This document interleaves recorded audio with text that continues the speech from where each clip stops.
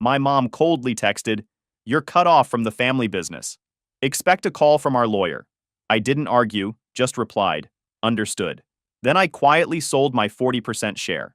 And 48 hours later, 72 missed calls, my brother begging me to undo it. Hey everyone! Before we jump into today's video, I need your help.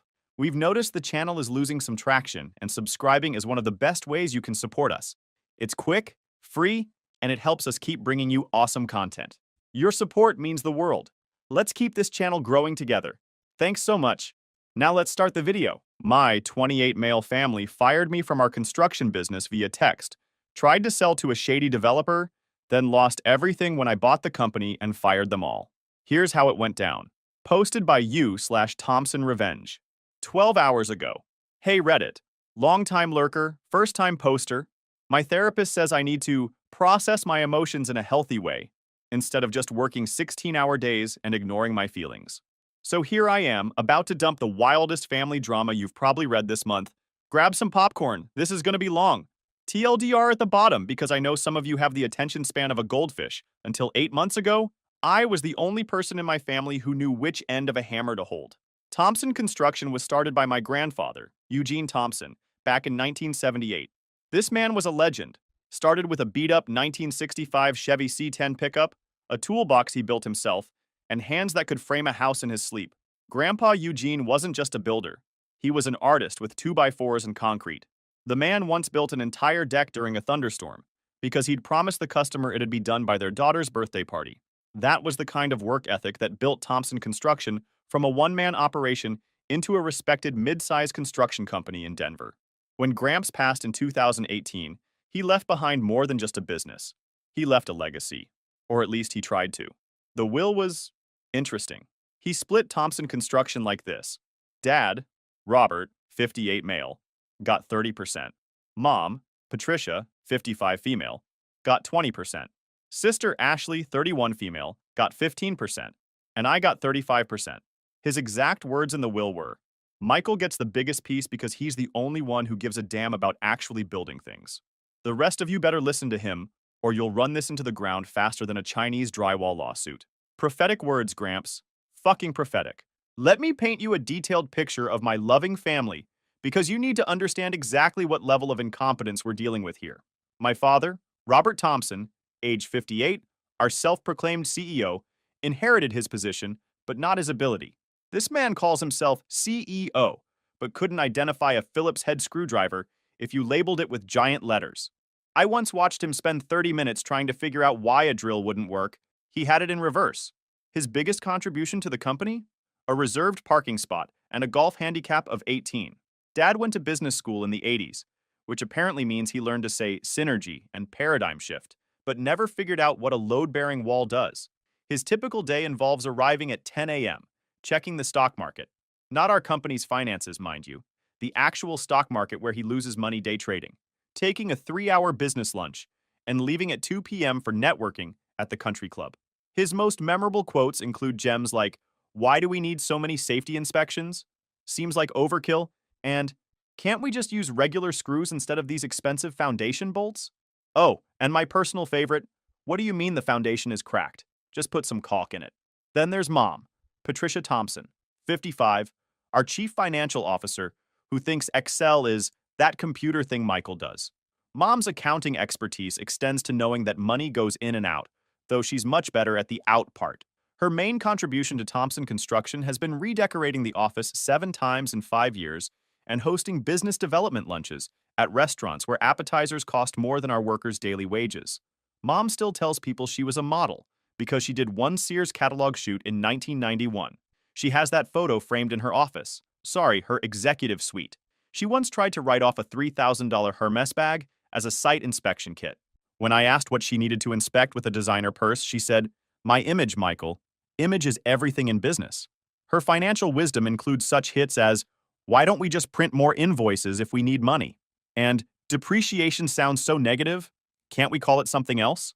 My favorite was when she said, "I don't understand why the bank keeps calling. We gave them checks." My sister Ashley Thompson Davis, 31, our marketing director, deserves her own reality show. Her entire marketing strategy consists of posting selfies in clean hard hats with captions like CEO in training, your boss babe Cedar construction princess. She has 8,000 Instagram followers, which would be impressive if 4,000 weren't bots she bought from some sketchy website for $50. Ashley drives a white Range Rover with vanity plates reading BLDRBAE. I shit you not. She had it wrapped with our company logo, but in rose gold, because nothing says serious construction company like rose gold branding. Her idea of visiting a job site is driving by slowly with the windows up because all that dust is bad for my complexion. Her marketing achievements include a TikTok dance trend called the Hard Hat Hustle. 12 views, 8 were family. Business cards scented with Chanel No. 5, a company Instagram filter that adds sparkles to safety vests, and a failed YouTube series called Construction Couture, where she reviewed work boots based on how they looked with yoga pants. Then there's my brother-in-law, Derek Davis, 33, our operations manager who married into his position, literally. This tactical genius once suggested we save money by mixing concrete with less water to make it stretch further. When I explained that's not how concrete works, he asked if we could add flour instead. Flour. In concrete. Before joining the family business, Derek sold cell phone cases at a mall kiosk. His entire construction knowledge comes from watching HGTV and playing Minecraft. He thought rebar was a type of protein bar until last year. His biggest operational improvement was suggesting we switch from yellow hard hats to blue ones because yellow is so aggressive. Derek's greatest hits include approving an order for 100 left-handed hammers. Those don't exist. Trying to negotiate wholesale pricing on dehydrated water, asking why we couldn't just 3D print houses instead of building them, and suggesting we pivot to virtual construction during COVID. And then there's me, Michael Thompson, 28, everything else. The idiot who actually went to trade school, got certified in construction management, learned the business from the ground up, and somehow became the only person in this circus who knows what a joist is. I started working summers with Grandpa at 14, became a full-time laborer at 16, got my contractor's license at 23, and by 25 was essentially running every actual construction-related aspect of the company while my family played dress-up.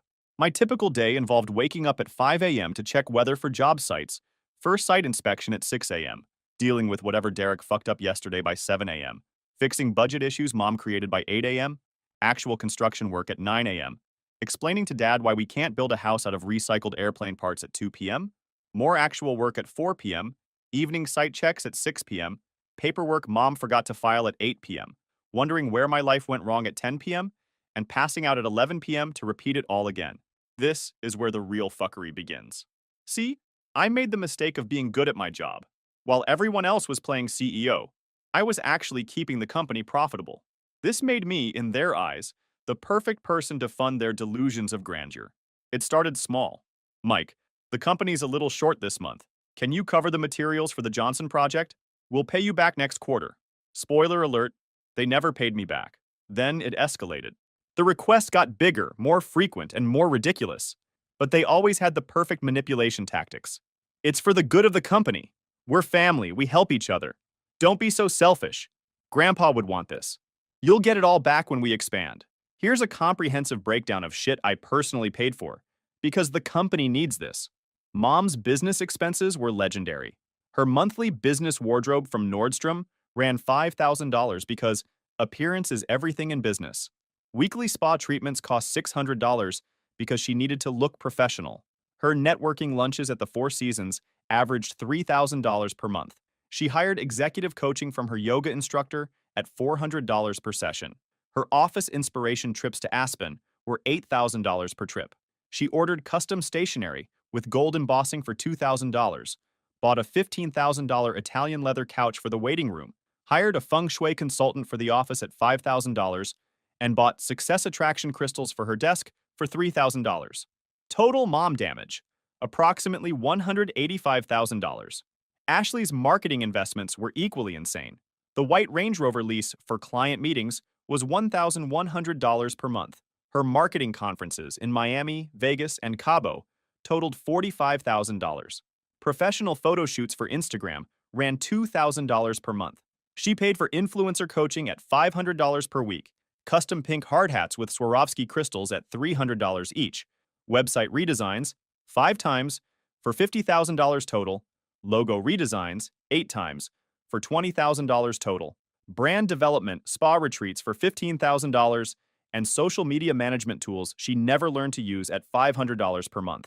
Total Ashley damage, approximately $165,000. Dad's networking necessities included a country club membership at $30,000 per year, golf lessons to close deals better at $200 per week, an executive parking spot rental downtown at $400 per month, business class upgrades for flights to conferences he slept through totaling $20,000, leather-bound business card holders at $500 each. He bought one. 20. Subscriptions to business magazines he never read at $2,000 per year. Power lunches at steakhouses at $5,000 per month, and custom golf balls with company logo for $5,000. Total dad damage, approximately $210,000. Derek's operational improvements were perhaps the most ridiculous. Golf lessons to bond with dad at $500 per week, an executive MBA from an online diploma mill for $20,000, a leadership retreat, Vegas bachelor party for $15,000, a standing desk that he never stood at for $3,000, productivity apps he couldn't figure out at $200 per month, business coaching from a guy he met at the gym at $1,000 per month, a company truck he was afraid to drive for $45,000, and an office Segway for efficiency for $5,000. Total Derek damage, approximately $125,000.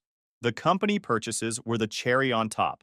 We bought a company boat for $85,000 that was used twice, rented a yacht for team building for $10,000, did office renovation number 1 with marble reception for $25,000, office renovation number 2 with Zen garden meeting room for $35,000, office renovation number 3 with Instagram-worthy break room for $40,000, bought executive meditation pods at $8,000 each, bought 4, a company jet ski for $15,000, and a mobile office RV that never left the parking lot for $120,000.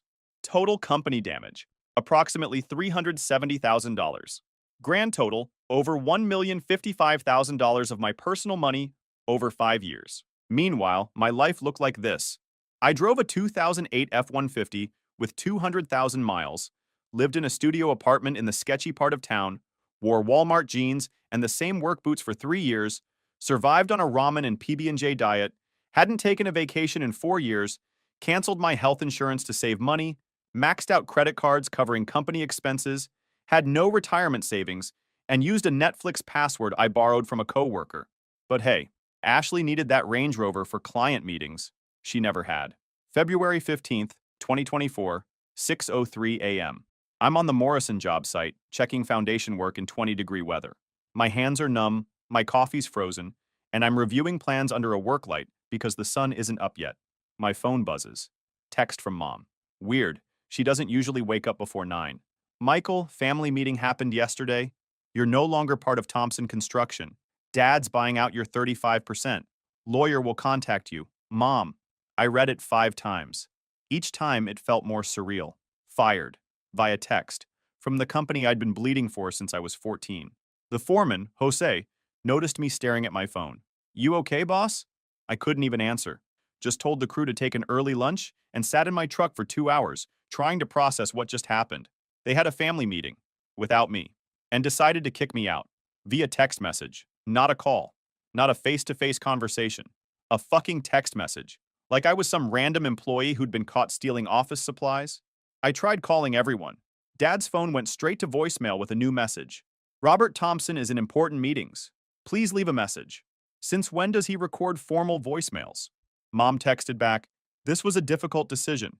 Please don't make it harder than necessary. It's just business. Ashley posted an Instagram story from her Range Rover. Big changes coming. So excited for TC's next chapter. Sometimes you have to prune the dead branches for new growth, learn evolution, taller boss moves. Dead branches. I was a dead branch. Derek just liked Ashley's post and added a fire emoji. Peak Derek contribution. For 3 weeks, I got nothing. No explanation, no details about this supposed buyout, no lawyer contact, just radio silence from the family I'd given everything to. I wasn't sitting idle, though.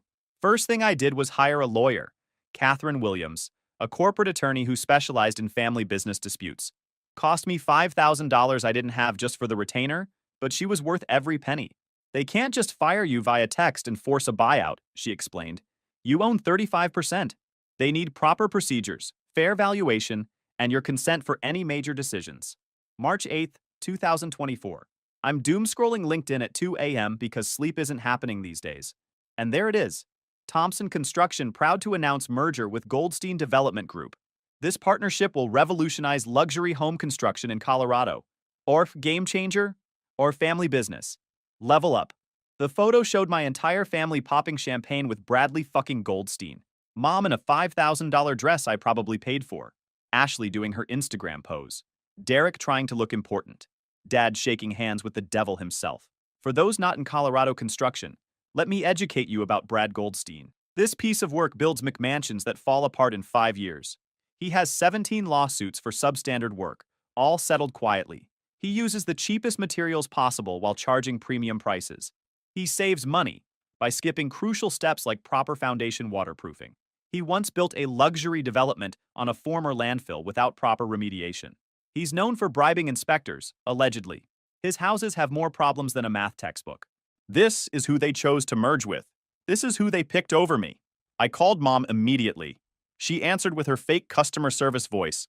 Michael! Oh, we were just about to call you about the merger. It's so exciting. I found out on LinkedIn about a major decision affecting my 35% stake. On LinkedIn. Well, sweetie, it all happened so fast. Brad reached out with this amazing offer. Your father handled all the details. Why wasn't I consulted?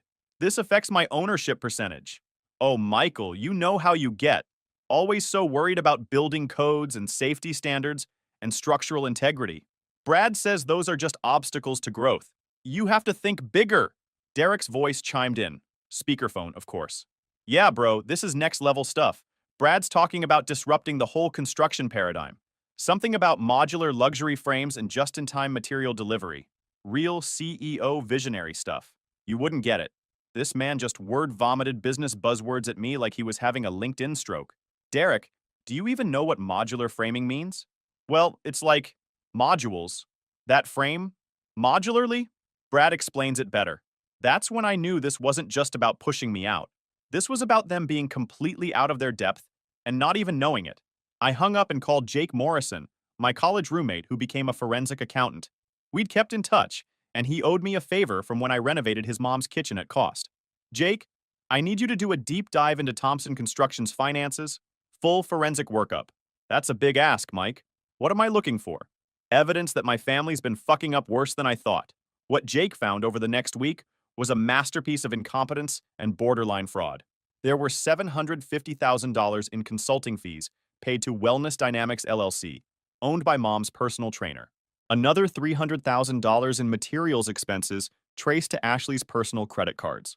We found $180,000 in site inspections that were actually Dad's country club bills, and $200,000 in equipment rental for equipment we already owned. He discovered forged signatures on loan documents. Mine, specifically.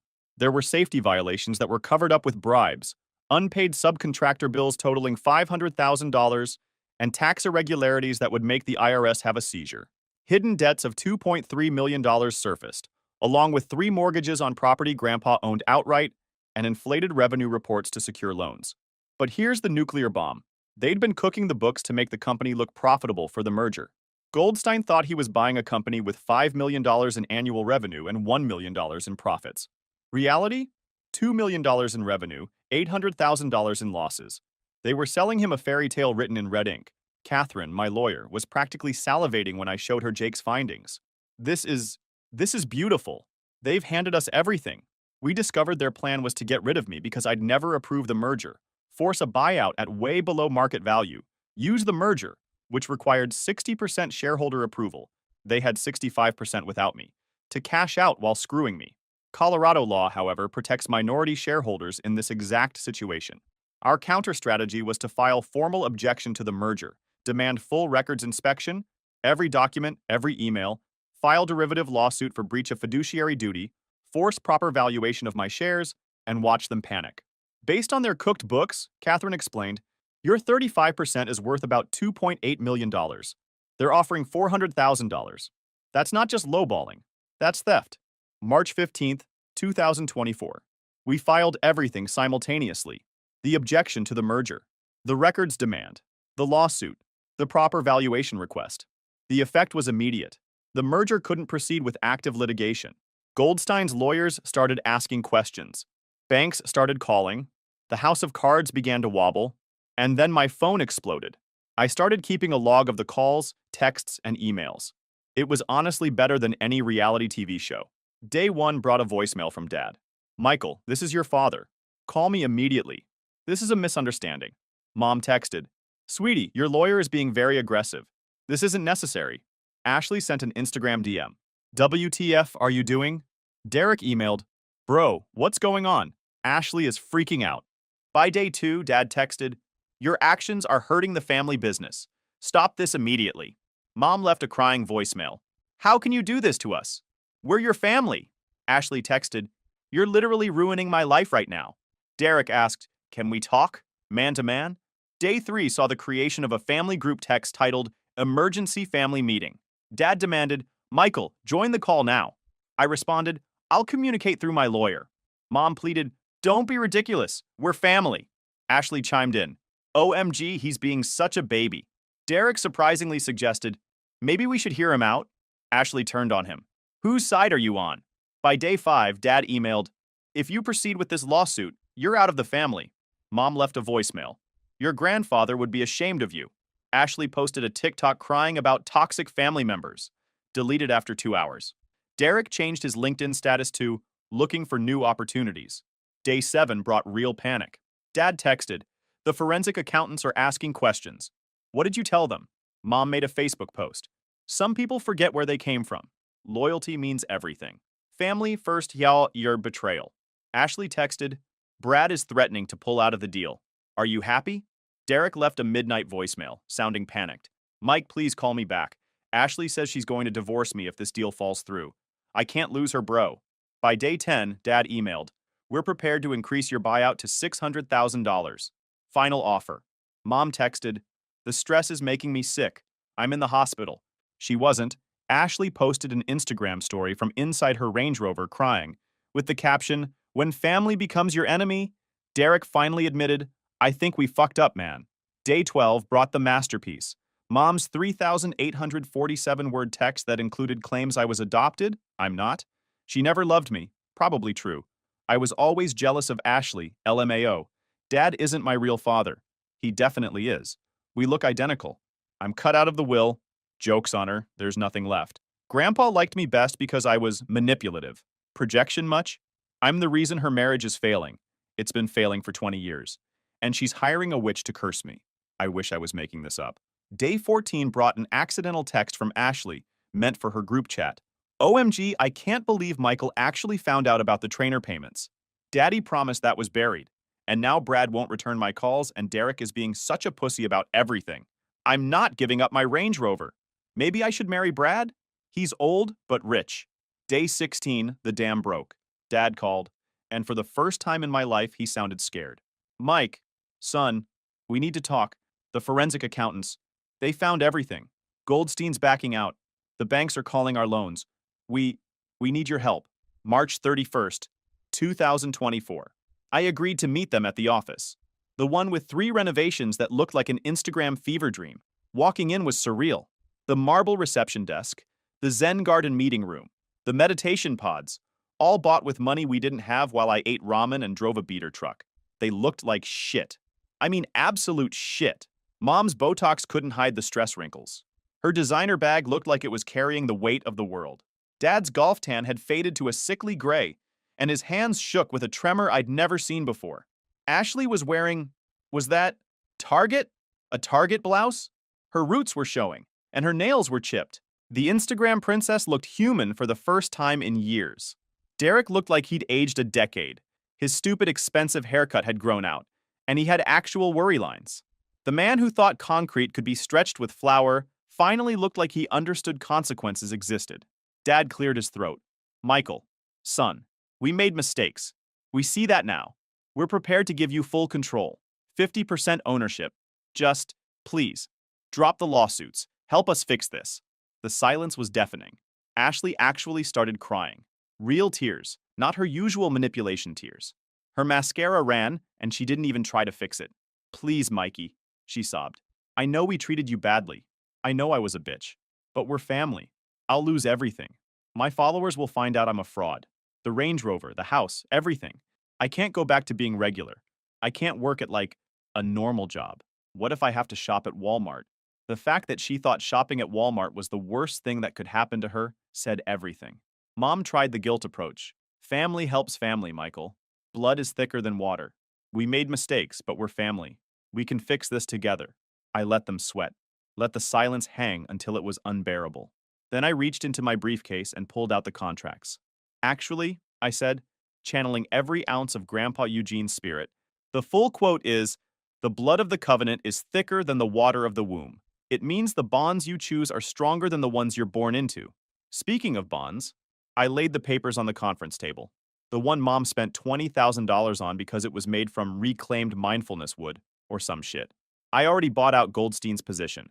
As of 9 a.m. this morning, I own 65% of Thompson Construction. The silence was beautiful, like that moment in a movie when the record scratches and everyone freezes. How? Derek whispered. How is that possible? Turns out, when you're the only one who actually knows construction, has relationships with every subcontractor in the state, and can prove the current management committed fraud, banks are very willing to back you, especially when you show them a business plan that doesn't involve meditation pods and crystal healing for job sites. I stood up, gathering my papers. Oh, and you're all fired. Effective immediately. Security will escort you out. You have 15 minutes to collect your personal belongings. Mom gasped. You can't do this. We're your family. No, I said, heading for the door. You're former employees who committed fraud. My lawyer will be in touch about the criminal charges. The DA is very interested in those forged signatures and tax documents. Ashley wailed, Where will I work? Who will hire me? I don't have any real skills. I paused at the door, thought about all the times she'd called me just the money guy, all the Instagram posts mocking people with regular jobs, all the money she'd spent while I lived on ramen. I hear McDonald's is hiring. They'd love someone with your people skills. Although you might want to lose the attitude about regular jobs. Also, they don't allow Instagram filters on the deep fryer. It's been 6 months now. The justice is so sweet I need insulin shots. Dad, after 2 months of unemployment, finally got a job as a junior estimator at Rodriguez Construction, our biggest competitor. He makes $18 an hour, less than our apprentices. He can't afford the country club anymore, and golfs at the public course where he has to carry his own clubs. He posts LinkedIn articles about humble beginnings and second chances that nobody likes. Mom tried to become a social media influencer but failed spectacularly. She now sells doTERRA essential oils on Facebook and lives in a one-bedroom apartment in Aurora. She posts daily motivational quotes about rising from the ashes and new beginnings. Her downline consists of 3 people, all pity purchases from former friends. She applied to be a receptionist at my company, and I had HR send a very polite rejection letter. Ashley lost the Range Rover, repoed in the Target parking lot, the irony, lost the house, and lost Derek. She now works as a receptionist at a dental office for $15 an hour. She still has Instagram, but pivoted to humble living and finding myself content. Her followers dropped from 8,000 to 2,000 when the bots expired. She posted a day-in-my-life video that included taking the bus, and the comments were brutal. She tried to start an OnlyFans, but made $3.50 in 2 months. Derek divorced Ashley immediately when he realized she was broke. He got a job at Enterprise Rent-A-Car. We'll pick you up is now his actual job description.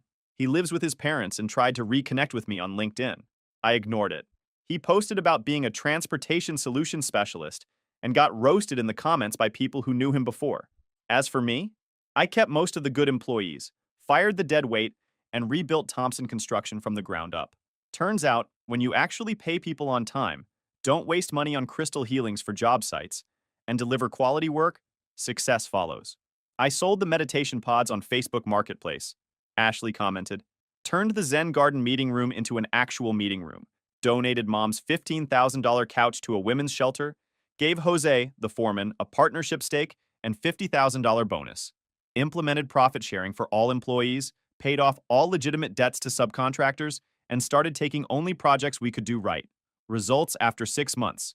Revenue up 400%, profit margins at 18%. Industry average is 3 to 5%. 23 new employees hired, 0 safety violations, waiting list for our services, and featured in Colorado Construction Magazine as Comeback of the Year. Personal life improvements. I bought a new F-350 King Ranch, Because fuck yeah. Bought an actual house. Nothing crazy, but it's mine. Started dating Sarah, an architect who appreciates structural integrity. Got my health insurance back.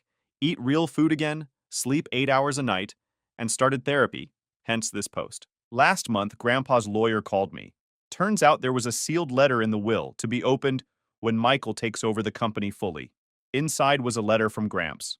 Michael, if you're reading this, it means they fucked it up and you fixed it. I knew they would. I also knew you would step up when the time came.